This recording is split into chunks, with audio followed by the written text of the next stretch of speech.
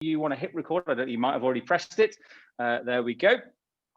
The format for our live event is going to be led by myself, supported by bid manager Jason Maxwell, and of course, wingwoman Max Freer from One of a Kind. And most importantly, you guys, of course. So a massive warm welcome. As I say, a few people have just joined there as well. So a big happy new year to you guys as well. Now we've got a stellar community gathered here for the Met Live, from hospitality through to NHS Health to high streets and so much more in between. As I say, if everyone can just make sure the mics are off, that'd be absolutely brilliant.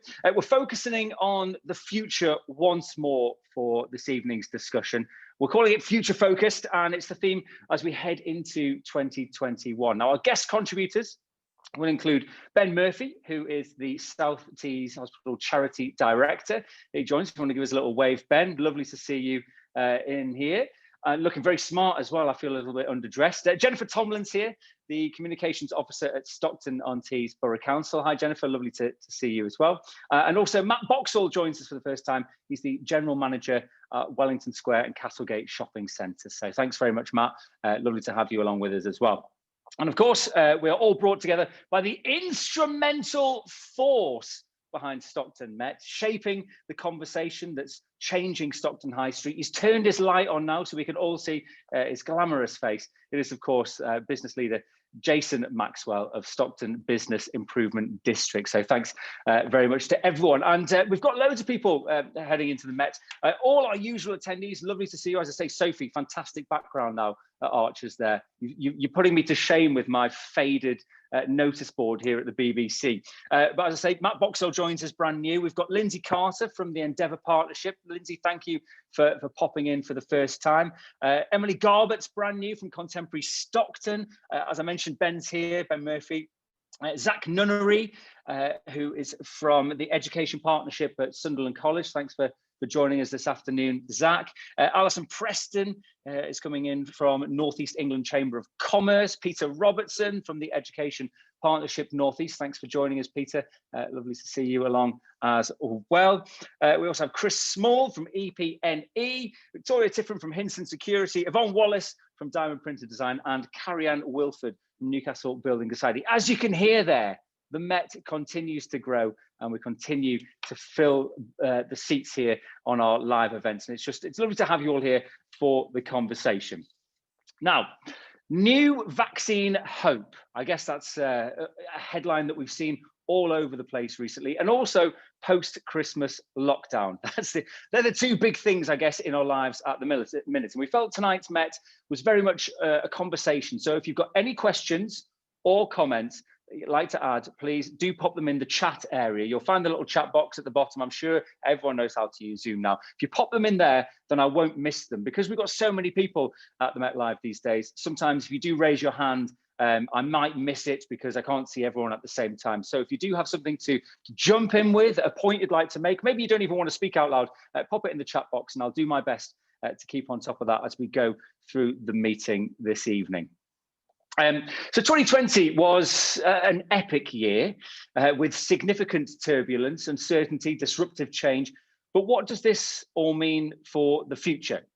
How do we galvanize the might of our community and bounce back? And what does the future look like for you and your organization? Now, is it all about getting through COVID-19 to the best of your abilities and then reverting back to how you were operating before? Or maybe you're looking to break free of sort of conversation. You're looking to reform and re-emerge in a different light. Please share in the chat box what your organization is doing in 2021, how perhaps you're moving forward, any ideas you've got on how you're looking to change your business that someone else sitting here might go, oh, do you know what? Yeah, that sounds absolutely brilliant. And I'd like to jump on board with that, or like to continue the conversation with yourselves. Please drop them in that comment section and we'll do our best to get through them through this evening.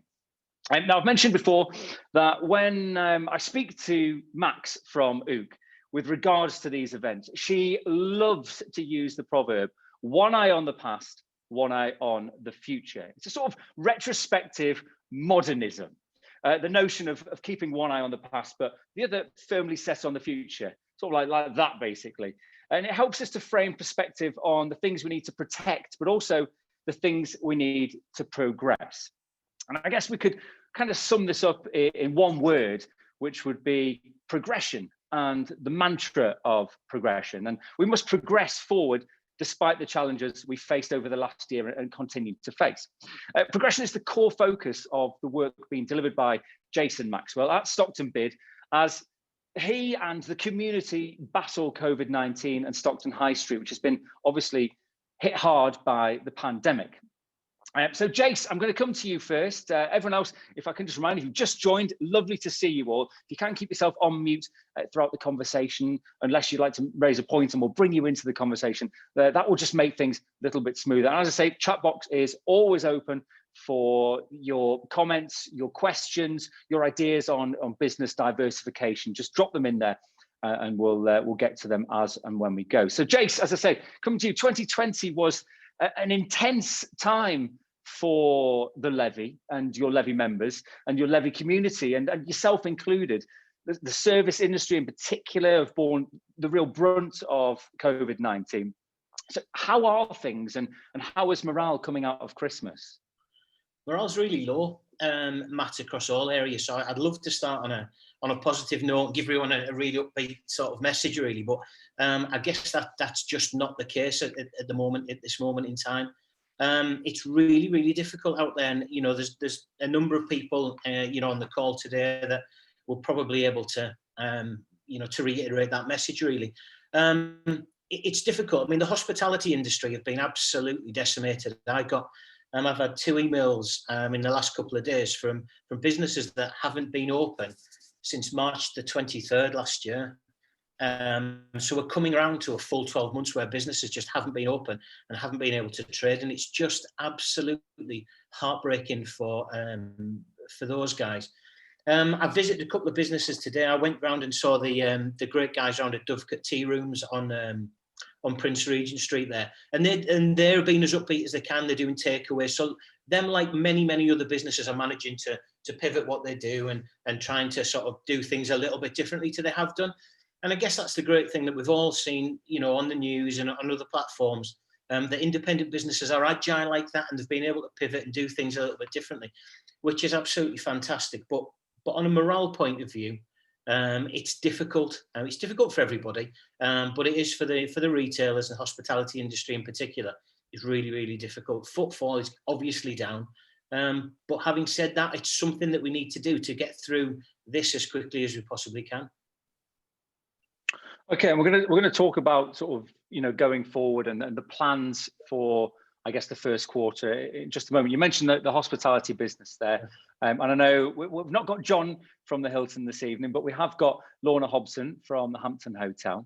And Lorna, if I can just bring you in, as Jace mentioned there, you know, hospitality industry hit so hard. Will we ever return to your beautiful hotel for our Met Live events? We'd love to say yes, but I mean, your guess is kind of as good as ours at the minute, I guess. In terms of the hospitality industry, I'd say we're kind of bucking the trend. So we actually had 2 nights last week where the hotel was over 85% occupancy, which, I mean, in a lockdown, obviously isn't something that we would expect. But I think the difference with this lockdown is that there are more businesses open, so there are more people that need that accommodation support. So for us, it's great, but it's like Jason said, it's so sad to see, because one of the business models with a Hampton is that we provide a limited menu to encourage people to go out to spend money in the business, in the local communities, support local businesses. So when people are saying to us, well, what do we do about food? It's like, well, we can do room service, or you guys can get a takeaway. And I think people are really missing getting out and about, and it's so sad to see. But, you know, hopefully if we can keep going, if everyone can support the lockdown, then yeah, there might be a way out for it. But like any hospitality business, you know, we've had to adapt. So we don't, breakfast is now up in your room, you come and collect it, you go back, you eat it alone. It's quite sad to see. We've obviously got our lovely lobby space, which is sat there empty. So yeah, we're just hoping that people can push through the lockdown and we can try to get back to some sort of social interaction, I guess. Yeah, because I think, you know, you've got your lovely lobby space, and you know, don't get me wrong, we absolutely love spending time there when we get to come along and the Met and get to sample the cocktails. Always wonderful. Always makes the event. It's far better than sitting in a work environment than sitting in your fantastic lobby area. But I guess it is the warmth and the hospitality of the staff there as well. That's the thing we're really missing, I guess. Yeah, we've been really lucky that we've not had to furlough any of the team. So we have been able to retain all of our team members. They've all been really great. We're trying to interact and keep people as jolly as we can, make the stay as good as possible. I think people are missing it as well, though. We get so many people asking about leisure stays, almost like people don't realise we're in a lockdown. So you can see that there's so much demand for people to get back into the area, to get out and about. And it's just awful having to tell people, no, you can't come and stay home. Yeah, well, it's great to hear that you guys are, as I say, still running successfully at the minute. And I know it's mainly key workers and business people who have having to stay. So it is great to hear that business is ticking along. It's a shame, obviously, you can't push it out there to the community because you are such a massive influence on sending people out into the wide world in Stockton and beyond, really, and encouraging people to out there in our local independents. But it's great to hear it's moving forward. Lorna, I appreciate you jumping in and chatting as well, because I know you're thrown in at the deep end because John couldn't make it. So thanks very much, Lorna, and we hope we can see you again in person soon down in that fantastic lobby, and we can all enjoy a little drink together. Hopefully, thank you. So swinging back over to you, Jace, the next quarter. So, I come to you with these very difficult questions each time. Every month I come to you and go, right, so what's the plan for the future, Jason? Like, well, it's very much a moving plan, isn't it, really? Because it changes from minute to minute. But if you could have any form of plan for the next quarter, what we're looking at? It's a difficult one. And to be honest, at the moment, a lot of my efforts are going into writing a business plan, believe it or not, for the next 5 years. We can't even plan what we're doing for the next quarter, never mind, let alone get a business plan to the Secretary of State for the next 5 years. It's difficult. But just go back to Lorna and I see Matt there as well, that we're going to come to shortly. It is difficult because these guys have put so much effort, and Brian, I can see from my station, that everyone's put so much effort into making their spaces safe and with one way and all that, and they've put so much effort into all of those things, yet we can't get people back into them. So fingers crossed we can, and people can come back safely in the very near future. But for us, what are we trying to do? We're trying to do things a little bit differently, actually, to other bids and to other town centres, to be fair. A couple of the things that we're looking at, we're obviously running with social media plans, because it's one of the few ways that we can actually interact with people, because obviously we can't get them into town.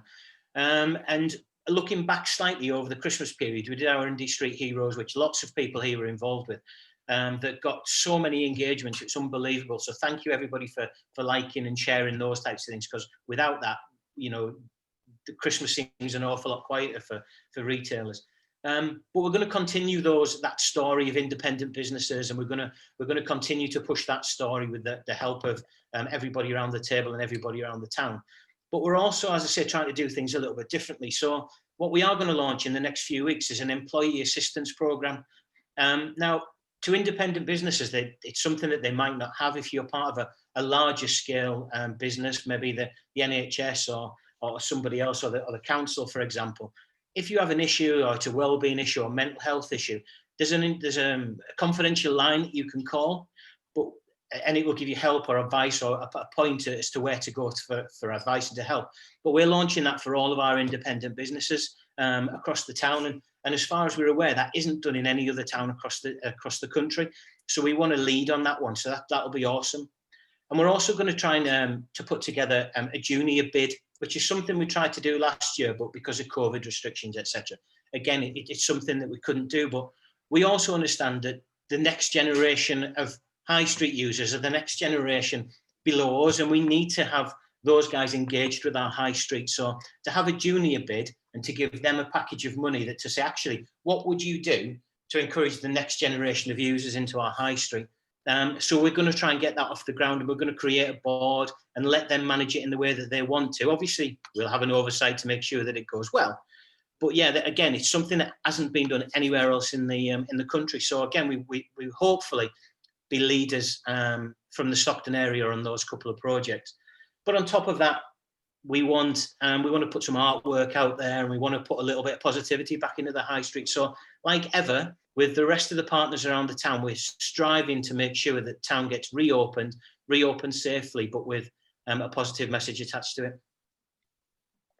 Amazing. I mean, you say you can't plan for the next quarter, but it sounds like you've got some good plans. I think the junior bid is particularly an interesting idea, because I think we've sat here in a number of Stockton Mets over the last year and a bit, and we've said, how do we get young people into town centres? How do we get young people engaged? And it's normally a lot of people who aren't that young.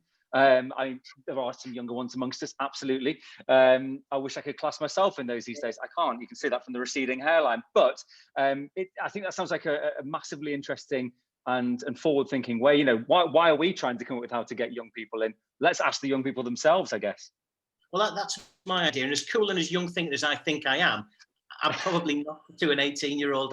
That's just part of the problem. So these guys know what they want to see within a high street area. And if they can give us the right sort of ideas and suggestions from a ground level, and to say that we've done it ourselves, it's obviously a great thing for them to do, to be able to be involved. Because the other thing I was doing, I was talking to a recruiter from a university, and what they said was they see lots of people with the same A levels and the same GCSE. So they look at what's beneath that. So what's the next level? What can you talk about in an interview that I've done? And actually what we're going to be doing is giving some young people the opportunity to put onto a CV. Well, actually, this is what I did for my town. So not only are we giving them a project to do, we're giving them a bit of real life business experience, because they're going to have to budget it, market it, and pull this whole thing together themselves. So it'll be a real challenge for them, but something we think will be quite exciting and enjoyable for them. Absolutely, totally. Gives us something, as you say, good to put on the CV, rather than, I won a badminton tournament at Centre Parks once, and I've dined out on that on every interview since. You know, so that I could have really done with a junior bid. And I won't hear it, Jason. You're definitely young and hip. I would absolutely want to see you on TikTok performing dances and dabs and all that very soon. And that's why you got a Christmas card, Matt. Jason, thanks as always. It's lovely here. We will hear more from Jason as we go through this evening. Obviously, if you want to jump in and have a chat in our chat box, always open throughout the entire conversation tonight. You by all means raise your hand if you'd like to make any points as well. I know Michelle's jumped in the chat there. There's a work for Butterwick Hospice Care. Thanks, Michelle, for sharing. The impact the last 12 months had on ourselves and all the charities has been so challenging. We've had to adapt everything we do. All our regular mass participation events had to go online, which are huge for charities. I mean, particularly the Butterwick, because I think, you know, particularly in our area, everyone loves to get involved with these charities that are so close to our hearts.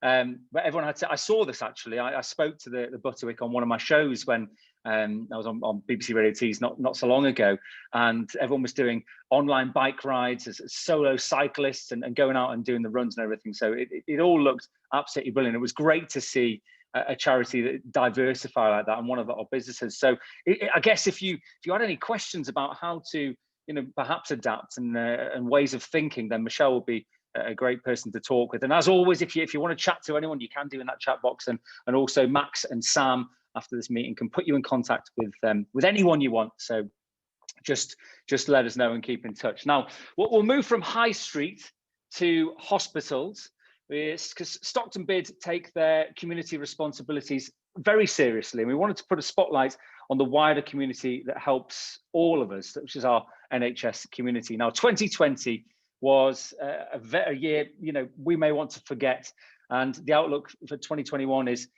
it's still tough at the minute. Yes, we've sort of got a little chink of light at the end of the tunnel that none of us want to talk about, because it's, you know, you whisper and it might go away, but we've got the vaccine and we've got hope on the horizon, I guess. Now, throughout this pandemic, one community of people, which is our Tees Valley NHS staff, have been working incredibly hard. Epic and extreme circumstances they've gone through that I imagine none of us could possibly comprehend. I mean, they embody humanity, and our hospitals have really become the heartbeat of our community, driven by individual selfless souls and people who together as a group do absolutely incredible things. Now, I'd like to bring in Ben Murphy now, who is, I mentioned it before, I introduced him at the start. He's the head of charity at South Tees Hospitals. We're so chuffed you could come along this afternoon, Ben. So thanks very much for joining Stockton Met. Now, I believe you have recently stepped into your post as head of charity in just late November there. So before we sort of ask things about how our hospitals are getting on, for the benefit of our guests, can you give us a brief overview of your sort of role and responsibilities? Yeah, absolutely. First of all, just like to say thank you for having me today, Stockton Met. So, you know, I find it a real privilege to be invited. So thank you. Yeah, so I joined South Tees Hospitals charity back in November. So I am still relatively new, but I guess I've hit the ground running since I joined. It's been a bit of a challenging couple of months, but rewarding all the same.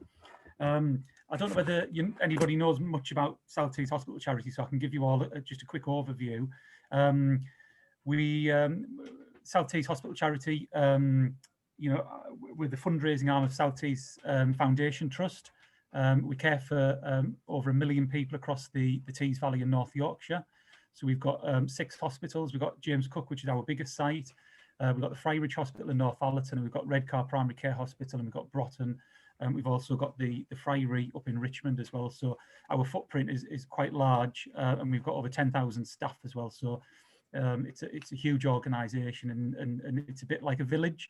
It's a nice family, family organisation, family feel with the place. So yeah, I guess what Jason said about it's you know, morale's a bit low at the moment. We're all, you know, it's a very challenging time in the hospital at the moment. So a lot of our efforts have been to try and support both some of the patients that we've had coming in, to support those, some of the vulnerable patients, but also the health and well-being of our staff as well. That's been some of, you know, our main focus over the last couple of months. Yeah. Excellent. Well, it's great to get sort of an overview, Ben. And as you mentioned there, you kind of you come into that job at possibly the most difficult time in the last, I don't know, 100 years, Ben. It's certainly a difficult time to get in it. What the work you've been delivering, I know things like welfare packs and wobble rooms. Do you want to sort of talk us through a few of the individual things? Yeah, so as I say, so our main focus has been around supporting some of the health and well-being of our staff, because they continue to be under incredible pressure at the moment. And I think this lockdown, this period seems a lot worse than any time last year, and last year was bad. So it just shows some of the pressure our staff are under. But we're still doing business as usual. So we're working on the renal campaign at the moment. We're trying to raise £500,000 to create a new renal day unit, because we are finding, as medicine advances around renal, people don't need to stay in hospital as long as they used to do. So we're trying to create a new renal day unit for our patients. So, you know, that launched in November, the week I started, and I did think, oh gosh, you know, what a time to start a campaign. But we've just been overwhelmed by the response from our local community to support that campaign as well. So we're well over halfway of reaching that target, which I just think is phenomenal. So that's one of the big campaigns that we're working on. We're also working on, I don't know whether anybody's heard of it, but we're creating some wobble rooms. It's had quite a few press interest, which has been fantastic. So these are rooms where our staff can go to just take 10 minutes respite from working on the ward, just ground themselves, and just take some time out, basically, to help their mental health. And they're proving really, really popular at the moment. And yeah, they're just fantastic. So we originally started off with 3, and the response we've had with people wanting to support us with those wobble rooms has just been phenomenal. So we're now we're opening 6 wobble rooms at James Cook, and we're opening 3 at the Friarage in North Allerton, because they're proving so popular with our staff. So they're amazing. Yeah, absolutely. Well, I mean, you know, I sometimes think, Ben, that I could do with a I could do with a wobble room in my own house at the minute, because sometimes I just feel like I need to go into a room and as you say, have a bit of a wobble. I absolutely love the name. So I think we all realise what a massive, important thing this is for the staff at the NHS. Because I think, as you say, the third lockdown has really felt heavier on everyone's mind, I guess. Just the general population, never mind having to work in the situation that a lot of your staff do. So, I mean, going forward, obviously, COVID-19 stats, media headlines, they're all telling us that hospitals are bracing for the worst to come. You mentioned your campaigns there, both the renal campaign and also, supporting new psychological support and well-beingness for the staff. How can we get involved, and how can we get the message out there to get people involved to support you? Just giving pages, or is it what's the best way? Yeah, so obviously it's really difficult at the moment because we can't have anybody on site. We can only have patients on site, so we're not taking any relatives and things like that and visitors. So it's really difficult for people to provide donations. So one of the things we did do is create an Amazon wish list, because people wanted to donate to the Wobble Room. So we created a wish list on Amazon, and we were just blown away by the response. We launched it on the Friday, and by the Sunday we had to update the list about 15 times. So we were just blown away by the response, which was fantastic. My only frustration, and I said this to Max, was, wouldn't this be fantastic if we could have created a local wish list, so local businesses could have benefited from that? So a lot of the donations we had, and we had quite a lot of them, and we still continue to have them, are driven through Amazon, which is a bit of a shame. So it would be great if we could look at a way where we could local businesses benefit through providing a platform like that one. Again, I would just like to reiterate what Jason said about hope. That's all we've got at the moment, and there's certainly a lot of hope across the hospital at the moment, and there's a lot of difficult times happening at the moment, and challenging times. But we have got the vaccination site on the site of James Cook as well, and that's just fantastic to see. And the amount of people we're seeing on a daily basis go through that centre and getting the vaccine is really, really encouraging. So there is hope, but it is really challenging times at the moment.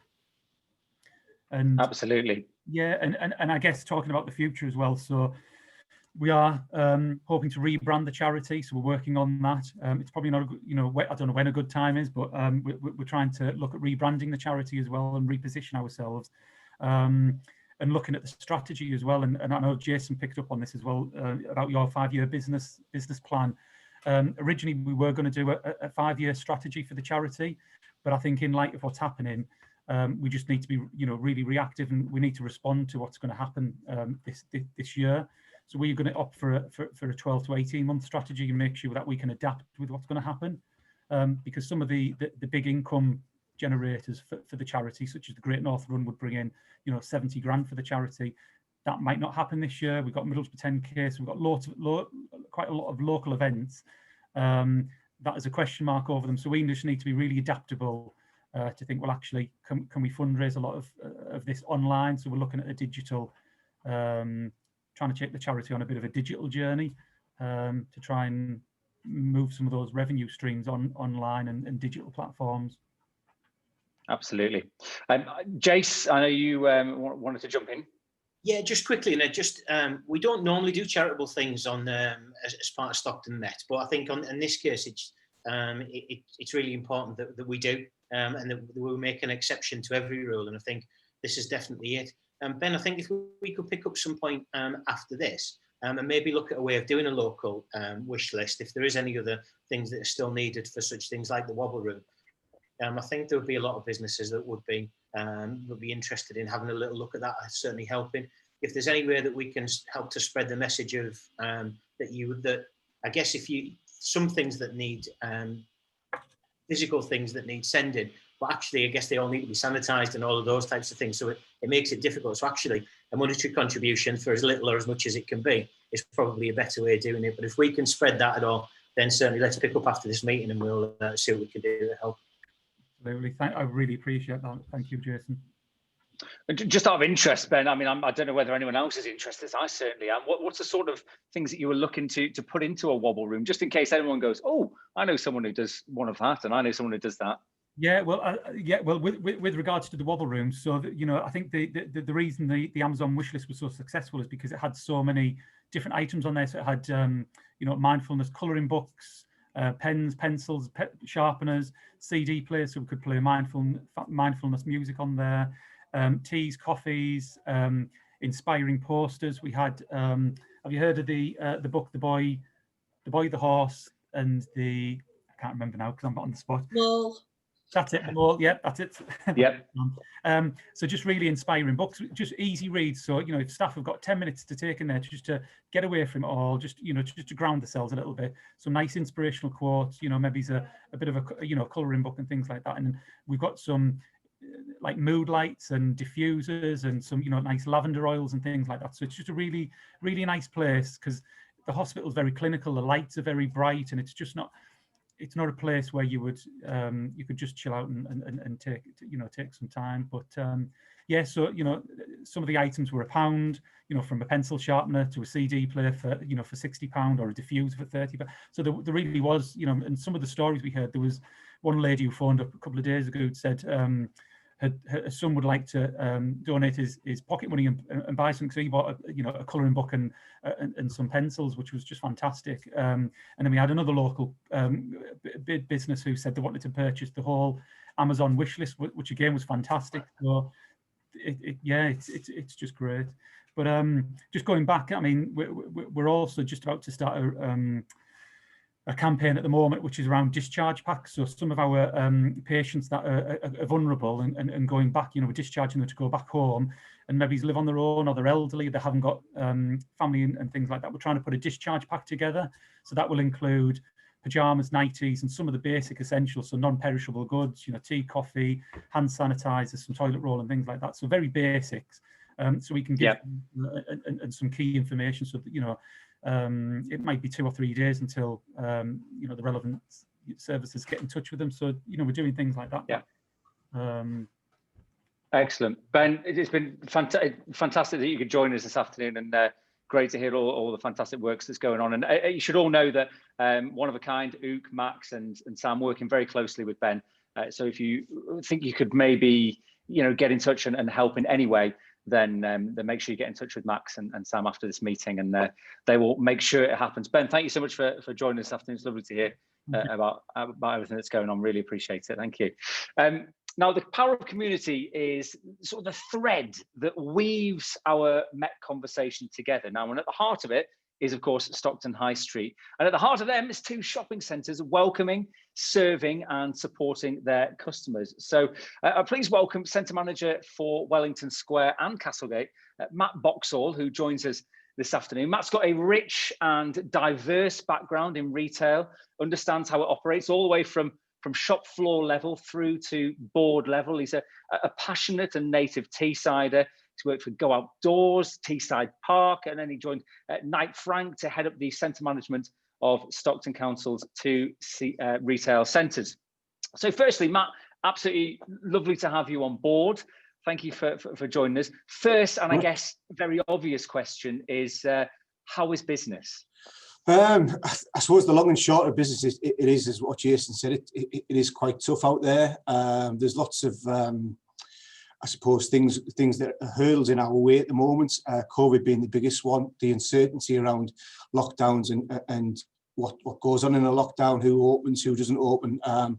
There's various factors at the moment that kind of persuade what's going on. And as I say, footfall at the moment is fairly.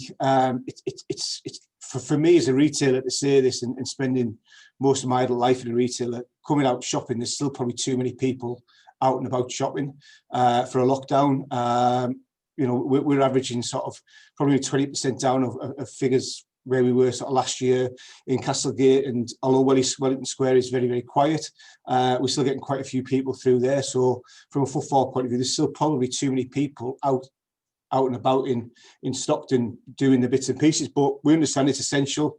There's loads of things that we're doing from that point of view, but as I say, from an essential shop, there's probably still too many people out there. Matt, this is the first time you've probably ever been saying, please don't come to the shopping centre. Yeah, no. That's it. That's it from a retail, from working on the shop floor and working the sales targets, to understanding what some of these guys are doing downstairs and across at Wellington Square. Yeah. To say to someone is, is it an essential trip out? Is sitting outside a retailer talking to someone that outside there is an essential trip out? Yes, sometimes it is from people's mental health and for morale and that kind of thing. But is it really essential? And sometimes they're not essential trips. They're more of a convenience, more of a need to go around looking at clothes and instead of buying toys, doing whatever. It should be an essential shopper. So going forward, obviously, we've had sort of the negativity of COVID-19, and we all know that the impacts it's had on our high street. What sort of positives do you think we can expect to progress into 2021? I think we'll probably see a new sort of high street now. People, the internet is going to take over the market, and obviously, as you say, we do need that younger person to come out, that younger generation to come out. I think we what we're trying to do is from Castlegate and Wellington Square, more so Wellington Square in the future, is almost reinvent the wheel with the retailers that we're looking to move across there, the community activities that we're doing, the enlivenment that we're trying to achieve over there, and obviously all being social distancing and social distant activities like we've done previously at Christmas time and from sort of October onwards since I've been here. It's about making the high street what I suppose the youth, what younger people, what I suppose our generation want to shop from, and it's going to be difficult. Yeah, I guess maybe looking at sort of a diversity in tenancy and that sort of thing. Yeah, absolutely. There's a place I think for everyone on the high street now. If you look at sort of the bigger picture from retail, probably everyone saw in the news this week about Outfit at Teesside Park going, not reopening, and that's such a shame. It's been a stalwart there for 15 years. It was one of the first retailers that we bought Teesside Park when it was a white box, or was around as a white box, kind of high white goods retail park, and to see that closed down and to see some people out of job there. So is there a space for that sort of larger unit? I'm not sure whether there is. There's obviously vacancies in Stockton with those larger sort of spaces. I think there's a tendency to kind of think, yes, there probably is a vacancy, but what sort of retailer do you put into that?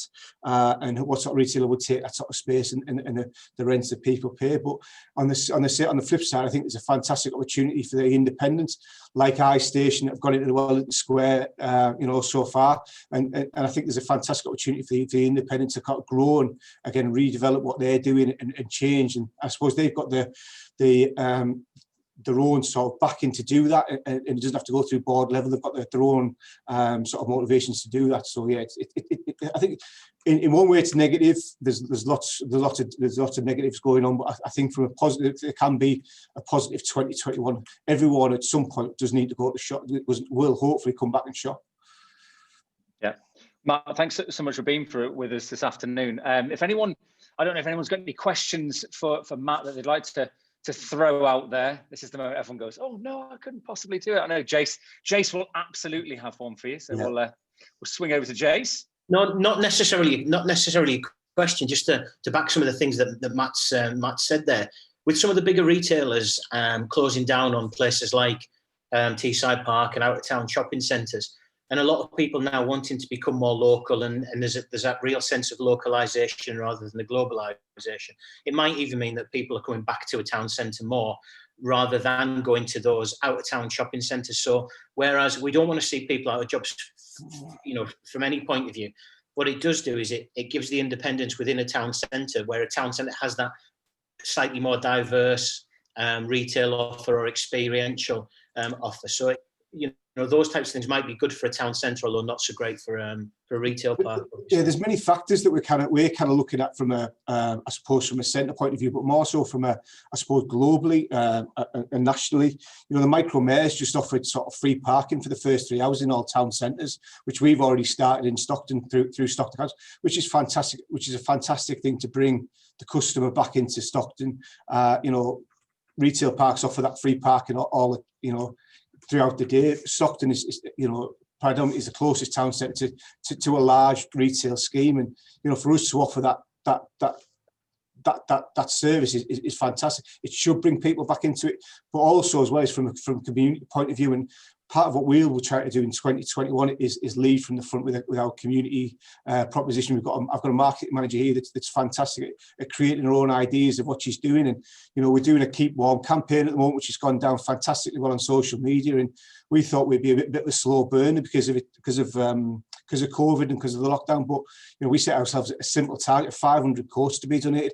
In the first sort of 4 days, you know, we're not even at the end of the 4 days, we're at 250 courts already. So, you know, and those are going to get redistributed through the company that the charity that we're using. So, you know, I think the charity and purpose as well of what we're trying to do, and you know, there won't be big money spent on big marketing activities, but there'll be a certain percentage of what we're doing is charity based and charity led, and the initiatives that we're doing will always have that sort of community feel into it as well. So there's lots of people, and if people buy into that and engage into what we, I suppose, as retailers and as a shopping centres do, it'll be a fantastic opportunity not only for the people on this call, but for the local charities in the area as well, for what we can achieve from employment to just, as I say, simply just to give them donate some courts.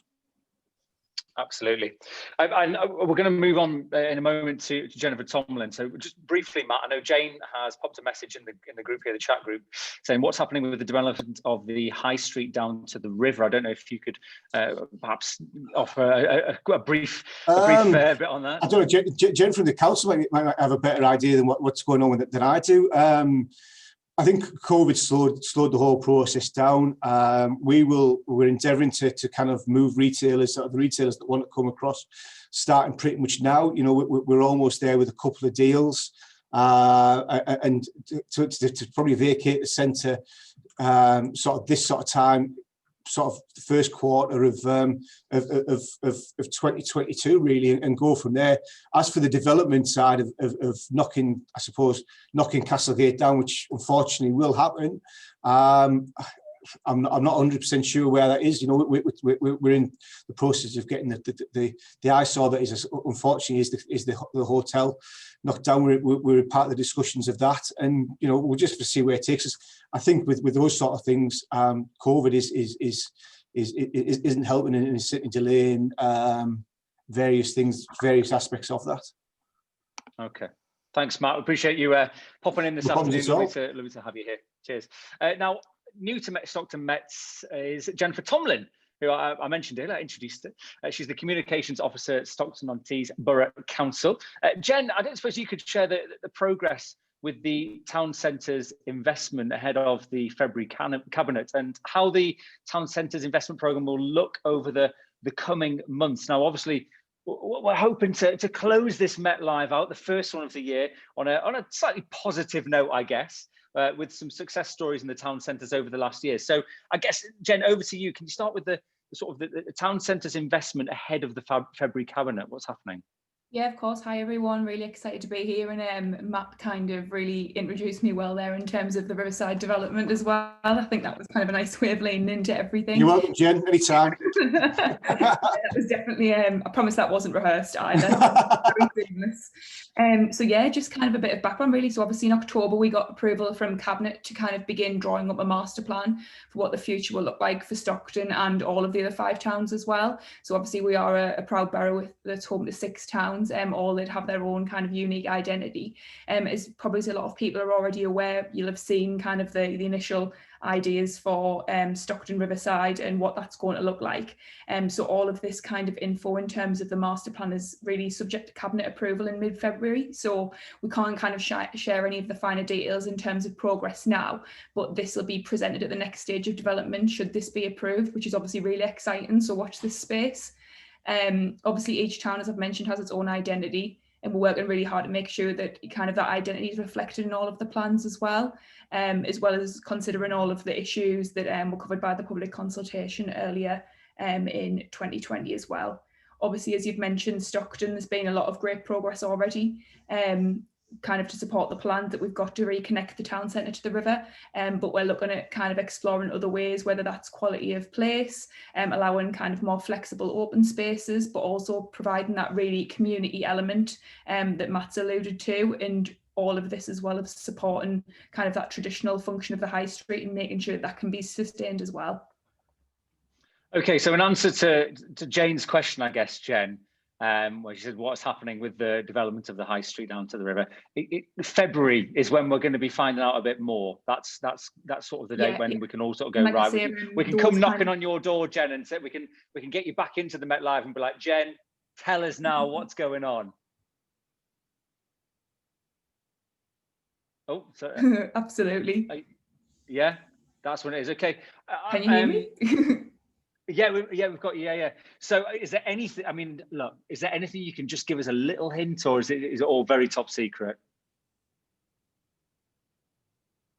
Well, to be honest, a lot of it obviously is top secret in terms of just, you know, being subject to approval, and we obviously need Cabinet's background to kind of approve that in terms of just the formalities going forward. But I think one of the key things that I would like to mention just going forward is in relation to what Jason said about obviously really kind of engaging that young people element of the programme.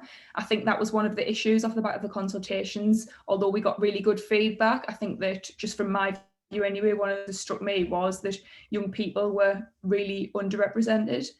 So we're going to start working with the likes of Bright Minds, Big Futures, which is obviously supported by ourselves, to look at ways that we can kind of involve people in decision making around the town centres.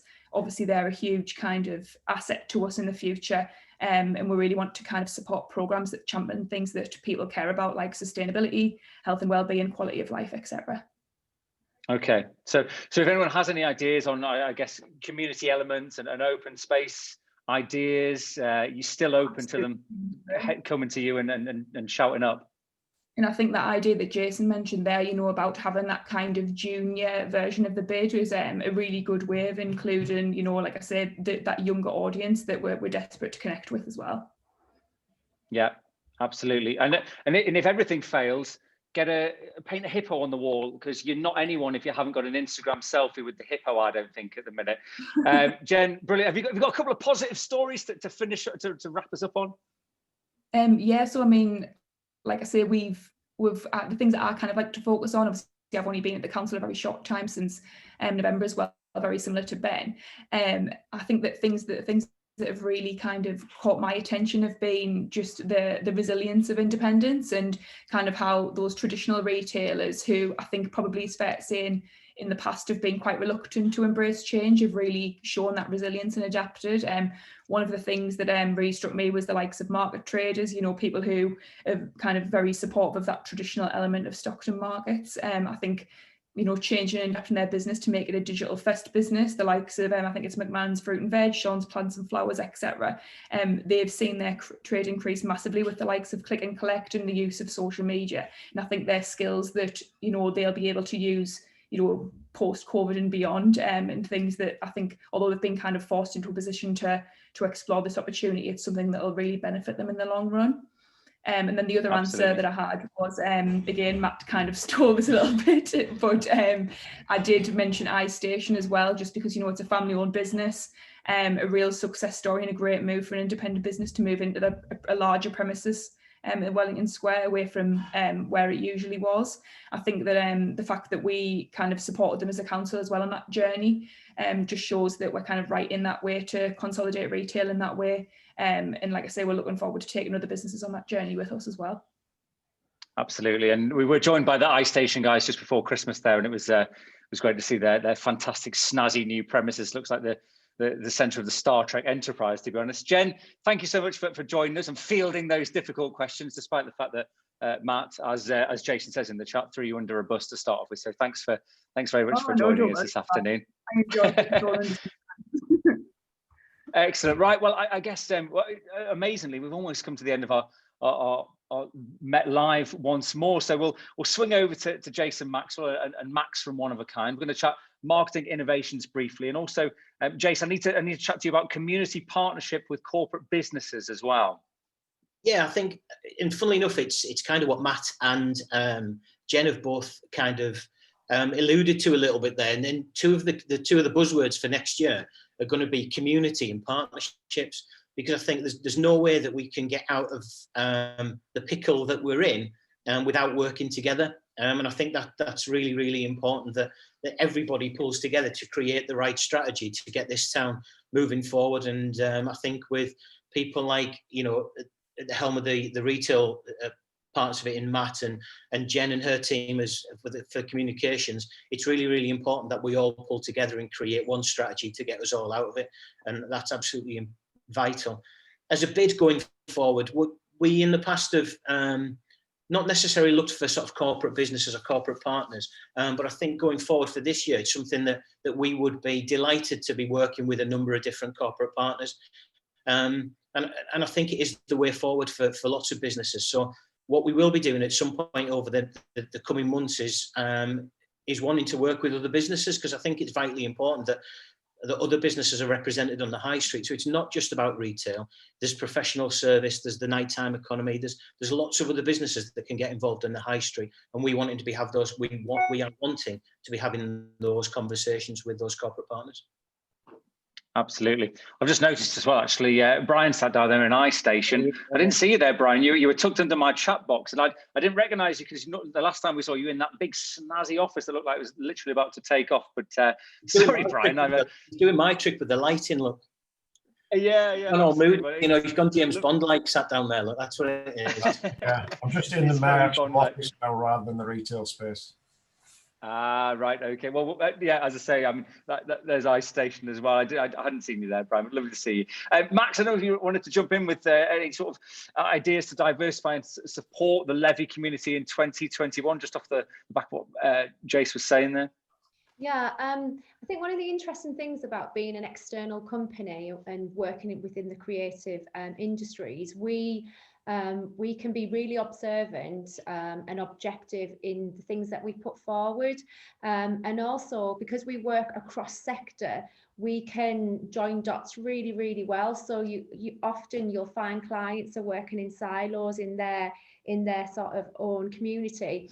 And a good example of that is we're currently working obviously with Ben through his work, and we're working with Jason in his work, and through that, we were able to sort of say to Ben, some areas that you can potentially support local independent businesses moving forward is we can set up digital e-commerce channels so that communities can support the NHS. Those goods can be purchased locally, and it's a win-win. And again, we then can share that idea back with Jason, and we can be a really slick conduit to bringing these ideations into fruition. Because we don't work in the sector and we're working in a creative environment where we're looking at new innovations, technologies, etc.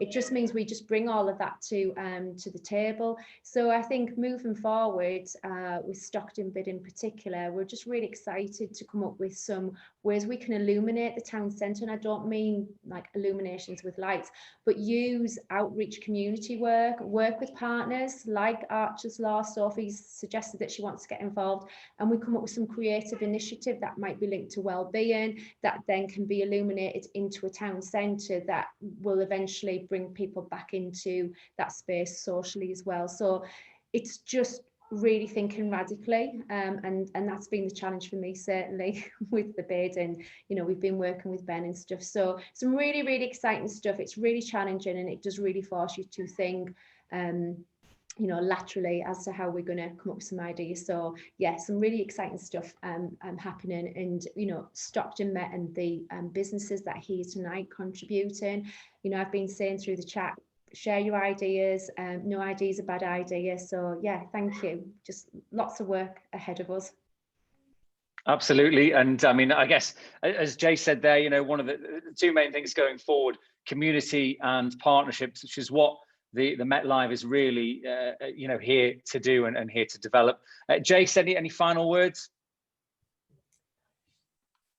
Really just to thank everybody again for coming along. It's really nice to hear from Matt and Jen and Ben as I think Jen may have popped into the last one, but to hear from those guys is really important, and we look forward going forward to hearing from different people. We've got Butterwick and that we're going to hear from next month as well. So all of those lined up. But I think the one thing that we can do is I think, again, Matt alluded to it again, is when he was chatting, was that we have to stay locked down for the time being to get through this. We have to do all of those normal things like washing our hands, covering our faces and keeping our distance from people. And as much as we don't want to do that, it's really important that as business leaders right across the Tees Valley, we keep sharing that message and keep making sure that people continue to do that, so that going forward, we can open our economy, so that we can open our town centres and get people back together at some point in the future.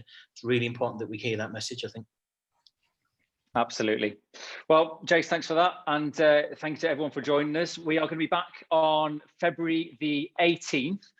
Now, I should say, actually, if you've come up with a question during this evening's sort of discussion and you've thought, oh, I don't know if I'm going to put that out there, and you thought, oh, I won't, make sure you email them through to Max at Ook or Sam, and we can look at tackling whatever subjects are, you know, in your heart and in your mind, and what you think we should be moving the Met towards. Really, it's a fluid thing, and we really look to sort of accommodate you guys more than anything. So please do, if you have any ideas, any thoughts, anything going forward, then we'd love to hear from you. If you've liked this event, please share your feedback on LinkedIn as well. It always helps us grow engagement. As you can see, we keep welcoming more and more people to the Met, and it's lovely to see so many new faces.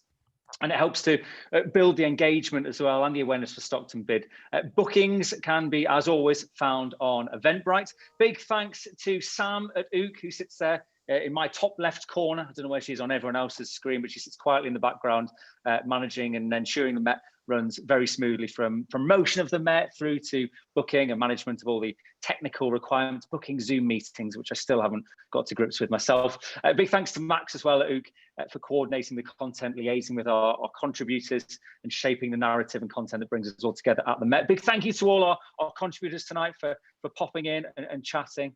To Jen, to Ben, to Matt, really appreciate it. And most importantly, to all of you guys for coming along and making this a conversation, because without us all, it's just a couple of people talking to each other in a room and a very small conversation. And what we really need to do is make it a bigger conversation. And of course, as always, a big thank you to Jason Maxwell and everyone from Stockton Bid. Thanks very much for popping in. Lovely to see you all. Do stay safe, and we shall see you in February. Thanks very much. Thank you. Thank you. Take care. Thank you. Take care. Thank you. Bye.